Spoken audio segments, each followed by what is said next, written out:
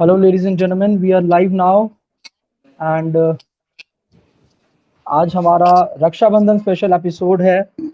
लेकिन हम आज रक्षाबंधन त्योहार की बात ना करते हुए महिला सुरक्षा की बात करेंगे। हम बात करेंगे भारत में बढ़ते हुए बलात्कार के केसेस की। हम बात करेंगे कि किस तरीके से आज देश में इतनी बड़ी समस्या जो है विमेन सिक्योरिटी की, क्राइम अगेंस्ट वुमेन की, उसको कहीं ना कहीं नकारा जा रहा है मीडिया के द्वारा भी। और किस तरीके की समस्याएं इस वक्त हैं देश के अंदर महिला सुरक्षा को लेकर, जिनकी तरफ किसी का ध्यान नहीं जा रहा है। हम हर साल राखी का त्योहार तो मनाते हैं, लेकिन क्या सही मायनों में हम अपनी बहनों की, हम अपने समाज में महिलाओं की सुरक्षा कर पा रहे हैं? आज हमारी डिस्कशन इसी बात पर होगी। हमारा सौभाग्य है कि आज हमारे साथ डिस्कशन करने के लिए है योगिता भयाना जी। योगिता जी रेप विक्टिम एक्टिविस्ट है, जो कि फाइट कर रही हैं जेंडर वायलेंस के खिलाफ। फाउंडर है परी फॉर इंडिया फाउंडेशन की, जो कि अपने आप में एक मूवमेंट है to make India a rape free nation. मैं जहां तक योगिता जी की प्रोफाइल को देख पाया हूं, जहां तक मैं योगिता जी के बारे में स्टडी करके आया हूं, मैं अगर उन्हें फीमेल सोनू सूद कह दूं तो शायद गलत नहीं होगा। हालांकि सोनू सूद का जो एक समाज सेवी रूप है वो हम लोगों ने अभी कोविड लॉकडाउन के दौरान देखा, लेकिन मैम बहुत पहले से जो है इस डायरेक्शन में काम करते आ रहे हैं। तो welcome Yogita ma'am. Thank you. Thank ma'am you Rajat, good luck. And आपने बहुत अच्छा दिन चूज किया है, नहीं हो सकता इस टॉपिक के ऊपर डिस्कशन करने के लिए। Thank you so much ma'am. तो दोस्तों आज का हमारा जो विषय है वो है increasing rapes in India. Increasing क्यों कह रहा हूं मैं, ये कंपैरिजन हम किससे कर रहे हैं, तो मैं सबसे पहले आप लोगों को उसकी भूमिका बता देता हूं।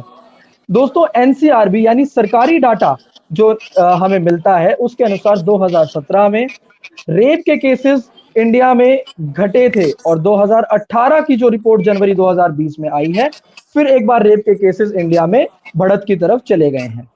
मैं आपको बता देता हूं 2018 में एनसीआरबी के आए डाटा के अनुसार देश के अंदर 33,356 रेप केसेस रजिस्टर हुए हैं, जिसके अनुसार एक दिन में लगभग 90 रेप केसेस इंडिया के अंदर हो रहे हैं। इसमें हर चौथी जो रेप विक्टिम है वो हमारी कोई ना कोई माइनर सिस्टर है, यानी कि कम उम्र की लड़कियां हैं। और ये बलात्कार के केसेस जो हैं वो 94% केसेस में नॉन्स ने ही किए हैं।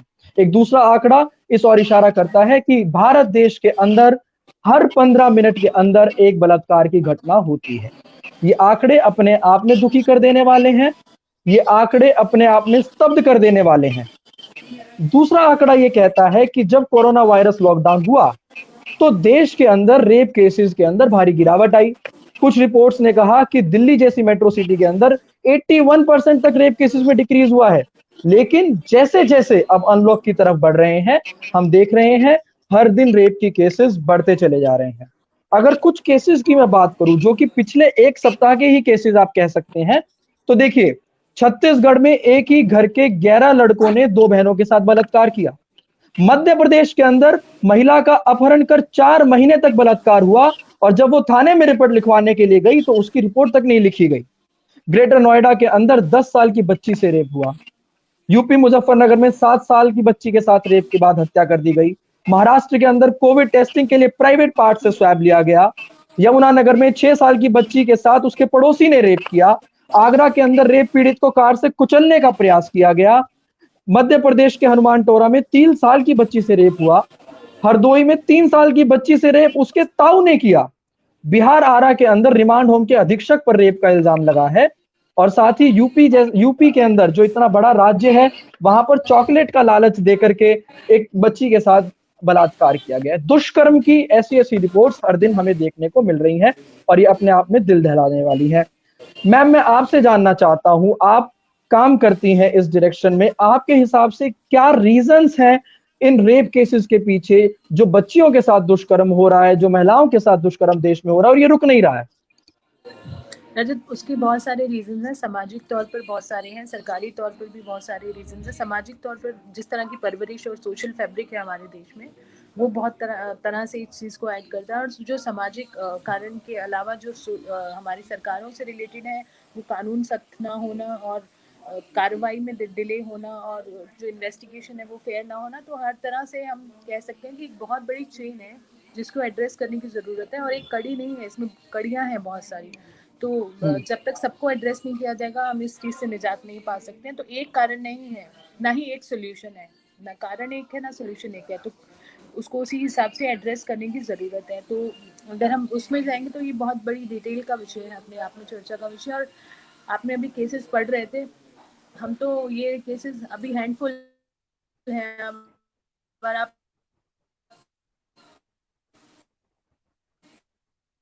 पढ़ पाए तो 2 सेकंड, 5 सेकंड, 10 सेकंड में जिंदगी बीत जाएगी। तो मुझे लगता है कि एंडलेस है और उस पर एड्रेस करने की ज़रूरत है, और इस टॉपिक पे बहुत काम होने की ज़रूरत है। चर्चाएं तो हो रही हैं, बट काम होने की भी बहुत ज़रूरत है।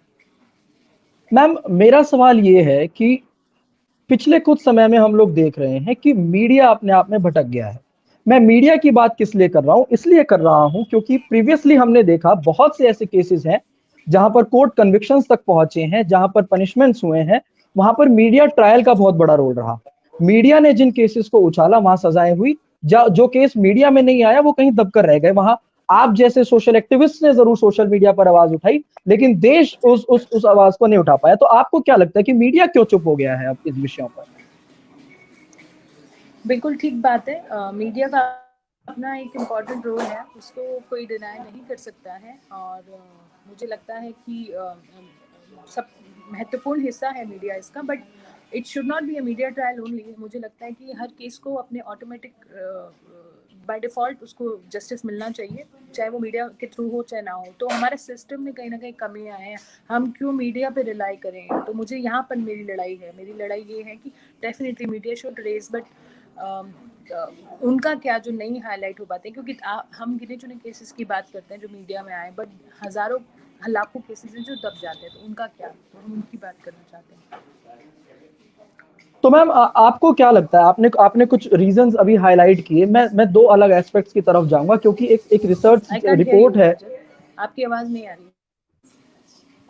हेलो, आपकी आवाज़ नहीं आ क्या रही अब रजत। ऑडिबल हूं मैं? हेलो, क्या अब ऑडिबल हूं मैम मैं? आपकी आवाज़ नहीं आ रही है मुझे Rajat. I can't hear you. Hello, नहीं आ रही आपकी आवाज़। हेलो, हेलो, अब आ रही है मुझे मैम? आपकी आवाज़ नहीं आ रही है।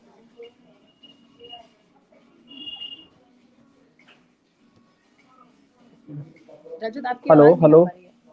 अभी भी नहीं आ रही है मैम? आपकी आवाज़ नहीं आ रही है मुझे। Just a second ma'am.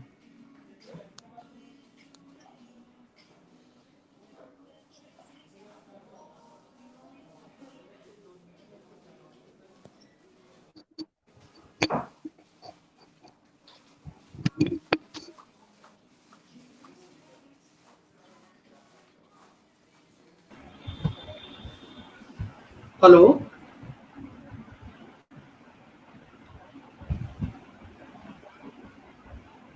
Hello ma'am, am I audible now?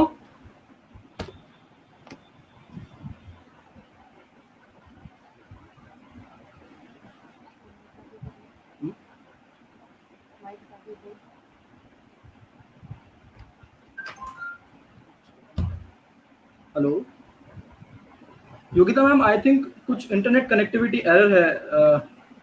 Audience audience, am I audible? Hello, yes, now you are audible. हाँ जी, you are okay, audible thank you now. Ma'am. Okay, thank you ma'am. Ma'am, मैं जिस विषय पे अब इस discussion को लेके जाना चाहता हूँ, हमने मल्टीपल रीजंस की बात की रेप के। एक स्टडी है जो जो जो स्टडी हुई है कि रीजन ऑफ रेप इन दो में से क्या है। Number 1 lifestyle, number 2 behaviour. और मैं उस रिपोर्ट की जब डिटेल्स में मैं गया हूं, तो मैंने कुछ रीजंस आइडेंटिफाई किए कि जिनको सबसे ज्यादा उस रिसर्च में वोट मिला है। लोगों के जो बिलीव्स हैं, जो बिलीव्स कहते हैं कि if she says no it's a yes. जो बिलीव कहते हैं कि flirting can be a healthy flirting also. जो बिलीव्स कहते हैं कि dating is not a offence. तो क्या आपको लगता है कि क्या इस तरीके के जो बिलीव्स हैं, ये बिलीव्स भी जो हैं वो सेक्सुअल असॉल्ट की तरफ लेके जाते हैं? क्या ये धकेलते हैं पुरुषों को इस तरीके के गुनाहों की तरफ? आपको क्या लगता है, क्या ये केसेस है इसके लिए?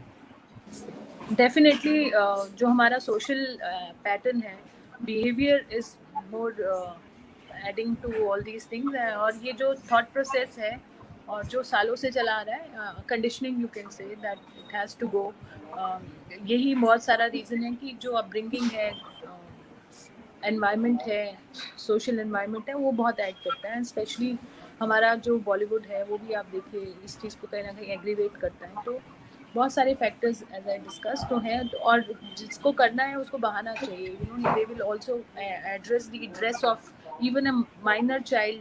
You can imagine they can say and yeah, they will find reasons to do this kind of a crime. I mean, they will not look into the uh, how do I say, the process. I mean, what we think, but they will definitely find reasons to rape, and they will find reasons to assault. So you can't think like it's their I would say it's a mental health issue.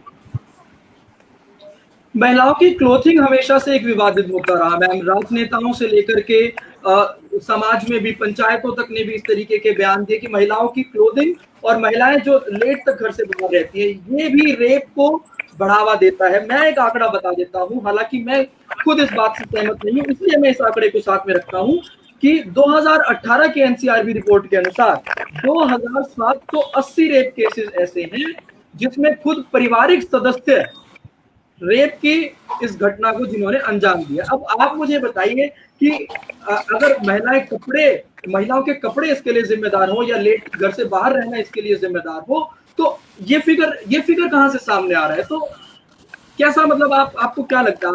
आप महिलाओं के लिए काम करते हैं, आप महिलाओं के ओपिनियन, आपको क्या लगता है कि किस तरीके का ये बिलीफ है कि महिलाओं के कपड़े लेट तक घर से बाहर रहना उनको ट्रबलसम स्थितियों में डाल रहा है? 90% of the perpetrators are known to the victim, so it's a fair study. And 90% से भी ज़्यादा मैं बोलूँगी तो ये बिल्कुल स्पष्ट बात है कि how unsafe women are, how unsafe our children. So ये सोचने की बात है, गहराई की बात है कि पारिवारिक सदस्य ही इसमें इन्वॉल्व होते हैं. तो कितनी शर्म की बात है और कितना इस मुद्दे को एड्रेस करने की बात है. हम जब सड़क सुरक्षा की बात करते हैं, when we talk about cases like Nirbhaya which happened on the road, but there are many cases which are happening within the four walls. What about them? हम बाहर की सुरक्षा की बात करें, but हमारे बच्चे, हमारे महिलाएं घर के अंदर सुरक्षित नहीं है.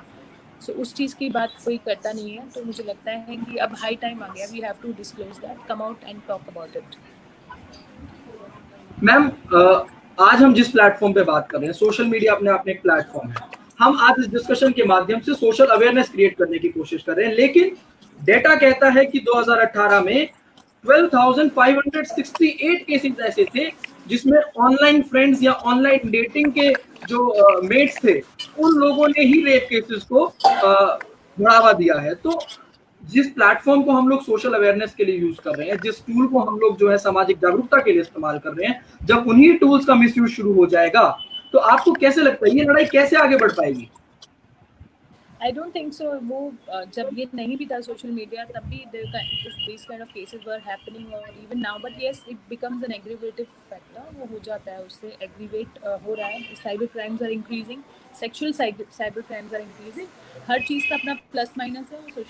सोशल मीडिया का भी है. But yes, our women and children are more vulnerable after coming to social media. But ऐसा नहीं है कि इसकी वजह से ही ये सब है.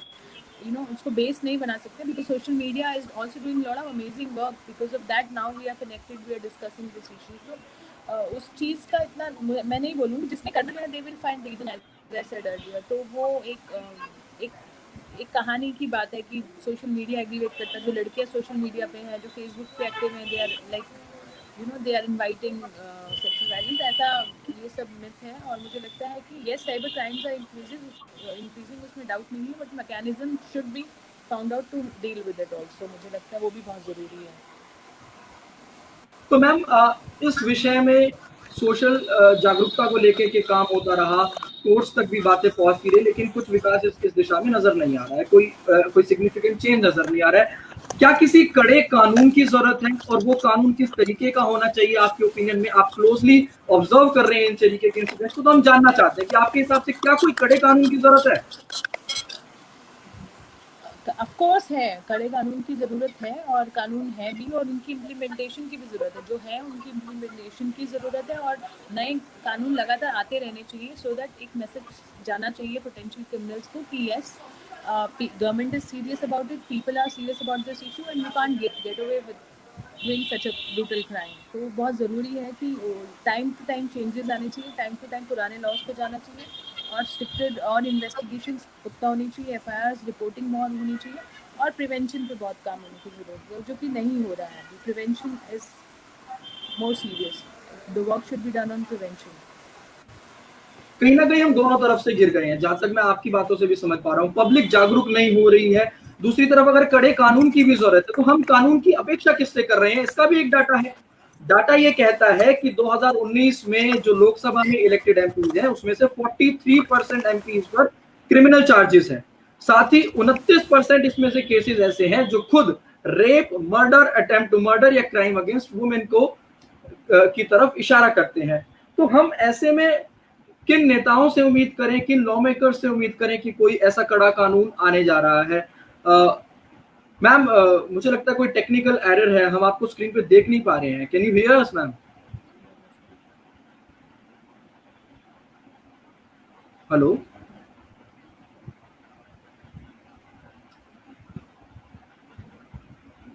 Ma'am, can you here us?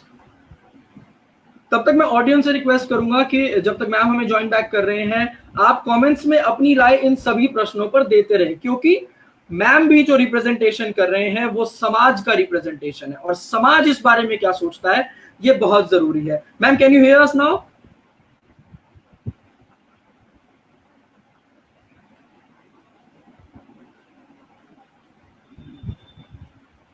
I think कोई कनेक्शन एरर है मैम की साइड से. जब तक वो ज्वाइन बैक करते हैं, मैं चाहता हूं कि हमारी ऑडियंस भी अपने ओपिनियंस हमें इस बारे में देते रहे. आप हमें बताइए कि किस तरीके का कानून इस देश के अंदर होना चाहिए.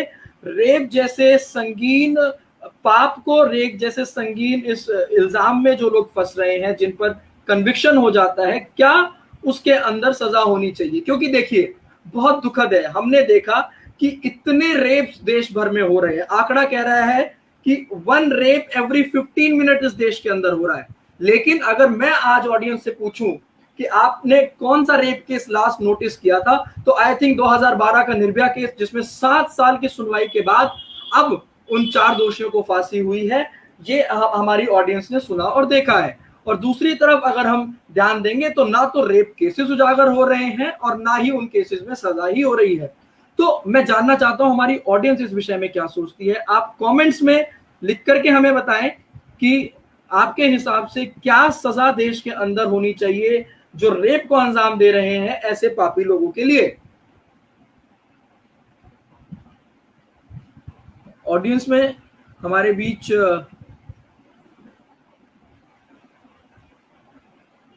बहुत सारे कमेंट्स हैं, लेकिन आपके कमेंट्स अप्रिसिएटिव कमेंट्स हैं. मैं चाहता हूं कि आप लोग, आपके अप्रिसिएशंस के लिए आप सभी का धन्यवाद, लेकिन मैं चाहता हूं कि आप सभी हमें एनलाइटन भी करें कि आज समाज क्या सोचता है रेप केसेस को लेकर. कि आप कमेंट्स में हमें बताएं कि किस तरीके की सजाएं होनी चाहिए. आपके हिसाब से क्या रीजंस हैं कि ये रेप केस डेली के डेली बढ़ते चले जा रहे हैं. I am waiting for your comments guys.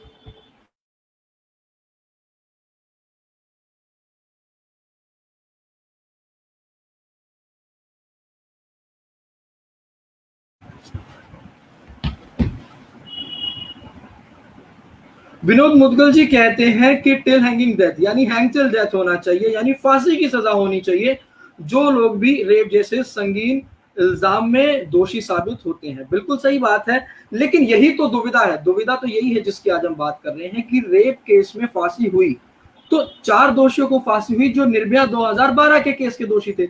लेकिन दूसरी तरफ बहुत से ऐसे राजनेता हैं, बहुत से ऐसे सामान्य लोग हैं जो रेप जैसे संगीन इल्जाम में भी बाहर खुले घूम रहे हैं. यानी फांसी छोड़िए, उम्र कैद तक नहीं हो रही है, और उम्र कैद छोड़िए, कैद तक नहीं हो रही है. अर्पणदीप कहती है कि any punishment depends upon the sensitivity of the problem. लेकिन अर्पण, इससे सेंसिटिव बात क्या होगी कि किसी महिला के साथ और किसी बच्ची के साथ, मैंने जो स्टैटिस्टिक्स आपको पढ़ के सुनाए, 3 साल की बच्ची के साथ अगर कोई बलात्कार कर देता है तो उससे ज्यादा संगीन क्या होगा.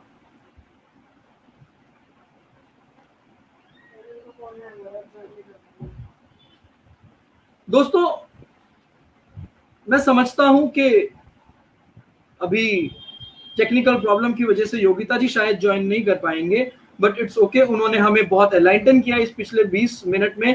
योगिता जी के बारे में आपको बता दूं, योगिता जी रेप फ्री इंडिया के लिए एक मूवमेंट परी फॉर इंडिया के नाम से चला रही हैं। वो योगिता जी की ही संस्था थी जिसने होम मिनिस्टर से ये अपील की थी कि निर्भया केस में जो कोर्ट की सुनवाई है उसका लाइव टेलीकास्ट टीवी के ऊपर होना चाहिए। योगिता जी रेप पीड़ितों के लिए, रेप विक्टिम सर्वाइवर्स के लिए, उनके अपलिफ्टमेंट के लिए काम करती रहती हैं और आज वो हमारे साथ जुड़ी इस अल्प समय के लिए, ये हमारे लिए सौभाग्य की बात है। पर ऑडियंस की क्या रिस्पॉन्सिबिलिटी है, बीइंग एन एंकर हमारी क्या रिस्पॉन्सिबिलिटी है, वो ये है कि कल जो राखी का त्योहार हम मनाने जा रहे हैं, राखी सिर्फ हाथ पर बंधा हुआ कलावा ना रह जाए, बल्कि हमारे हर्ट्स में, हमारे दिमाग में महिला सुरक्षा का एक बीज पैदा हो। ना केवल वो मेरे और आपके कहने से होगा, बल्कि पूरे समाज को जागरूक करने से होगा। विजया पराशर शर्मा मैम कह रहे हैं कि rape is a heinous crime, it must be kept under rarest of rare category, it's a grave crime, it not only violates someone's body but a woman's soul, her subjectivity is being violated। बिल्कुल एक एक शब्द इस comment में सत्य है। मैं जब इस विषय पर रिसर्च कर रहा हूं पिछले कुछ समय से, मैंने ऐसा भी रेप केस देखा जहां पर एक 5 साल से भी कम उम्र की बच्ची के साथ बलात्कार किया गया और उसे आधा धरती के अंदर दफन कर दिया गया। जब खुदाई करके उसको निकाला गया तो उसकी एक लेग नहीं था उसकी बॉडी से ज्वाइन। तो आप समझिए कि कितना संगीन है, ना केवल शारीरिक रूप से बल्कि जिसके साथ जब वो हुआ होगा तो मानसिक रूप से उस पर क्या बीती होगी। निर्मल शर्मा जी कहते हैं कि पब्लिक के हवाले कर दो, पूरी पब्लिक के सामने सजा मिले ताकि और लोगों को भी सबक मिले। देखिए, पब्लिक के हवाले करना अगर जायज होता तो शायद, अगर पब्लिक अपने आप में इतनी जागरूक होती तो मैं समझता हूं कि ये केसेस होते ही नहीं। कन्विक्शन होना चाहिए कोर्ट के अंदर, इस पर चर्चा होनी चाहिए और सजा मुकम्मल होनी चाहिए। हाँ, ये कह सकते हैं कि वो जो सजा है वो सजा भी उतनी ही बर्बर हो और जनता के सामने हो ताकि आगे कोई ऐसा करने की हिम्मत ना करे। दोस्तों, आप सभी हमारे साथ जुड़े उसके लिए आप सभी का धन्यवाद। लेकिन मैं फिर एक बार यही अपील करना चाहता हूं कि रक्षाबंधन का त्योहार है कल, और रक्षाबंधन केवल अब की बार हाथ पर कलावे बांधना जैसा ना हो। अर्पणदीप कह रही है sometimes it is not rape, some activities happen with the mutual understanding of both the genders and when it becomes dreadful some women name it as rape in order to protect them, that is what sensitivity refers to। अर्पण, इस point of view को भी हम बिल्कुल वाजिब समझते हैं, लेकिन 2013 में जो अमेंडमेंट आईपीसी के अंदर हुआ उसके तहत 7 कैटेगरीज में महिलाओं के साथ हो रहे अत्याचार को रेप माना गया है, जिसके अंदर आप जिस केस की बात कर रहे हैं ये रेप केस में तब आता है जब महिला की जो मंजूरी है वो किसी पोजेशन के दौरान ली गई है, जब वो नशे में है उसको उस दौरान ली गई है। इस तरीके के उसके अंदर 7 क्लॉजेस हैं। हालांकि ये बात बिल्कुल ठीक है कि बाद में अपने आप को बचाने के लिए या किसी को ब्लैकमेल करने के लिए अगर कोई महिला इस्तेमाल कर रही है अपने साथ हुए दुष्कर्म को या अपने सेक्सुअल एक्टिविटीज को, तो वो अपने आप में दुर्भाग्यपूर्ण है। साहिल लटवाल कहते हैं जो जैसा करे उसको वैसी ही सजा दो। बिल्कुल, हम हीनियस क्राइम्स की बात कर रहे हैं, हम हीनियस पनिशमेंट की भी बात कर सकते हैं। 50% केसेस आर फेक, ये भी बात सच है, लेकिन एक सच्चाई ये भी है कि अगर हम बात कर रहे हैं कि साल 2018 में 33,000 से ज्यादा रेप केसेस हुए, तो ये वो केसेस हैं जो आईपीसी की धाराओं के तहत विभिन्न थानों में रजिस्टर हुए हैं। वो केसेस की तो अभी हम बात ही नहीं कर रहे जो थाने तक पहुंचे ही नहीं, जो अपने घर के अंदर दफन होकर रह गए, जो 4 दीवारों के अंदर दफन होकर रह गए। ऐसे भी केसेस देश के अंदर हैं जहां पर महिलाओं को और बच्चियों को उनके परिवार वाले ही कुछ पैसे के लालच में बेच देते हैं। अब आप समझिए कि इस तरीके के संगीन केसेस में क्या किया जा सकता है। तो दोस्तों, मैं कुल मिला के जो निचोड़ इस डिस्कशन का समझता हूं वो यही है कि हाँ, कड़ा कानून होना चाहिए, सजा जल्दी होनी चाहिए। डिमांड्स वही हैं जो बहुत लंबे समय से चली आ रही हैं, लेकिन सिस्टम नहीं बदल रहा है, लोगों की सोच नहीं बदल रही है, लोगों की हवस नहीं खत्म हो रही है। और दूसरी तरफ कुछ राजनेता अपनी राजनीति साधने के लिए रेप जैसे संगीन केसेस को भी बच्चों की गलती या फिर बचपना समझ लेते हैं। तो कहीं ना कहीं हम समाज को गलत दिशा दे रहे हैं। सोचने की जरूरत है, समझने की जरूरत है, और अपब्रिंगिंग ही लोगों की ऐसी हो कि हम लोग वसुदैव कुटुंबकम के साथ साथ अपने इस धरती पर रहने वाले लोगों को भी अपना परिवार समझे और परिवार के अंदर कम से कम इस तरीके के दुष्कर्म ना हो। तो आप सभी का हमसे जुड़ने के लिए बहुत बहुत धन्यवाद। आपके और जो इस विषय पे फीडबैक्स हैं, जो आप लोगों के कमेंट्स हैं, वो आप हमें भेजते रहिएगा। फेसबुक लाइव पर कमेंट बॉक्स ओपन रहेगा।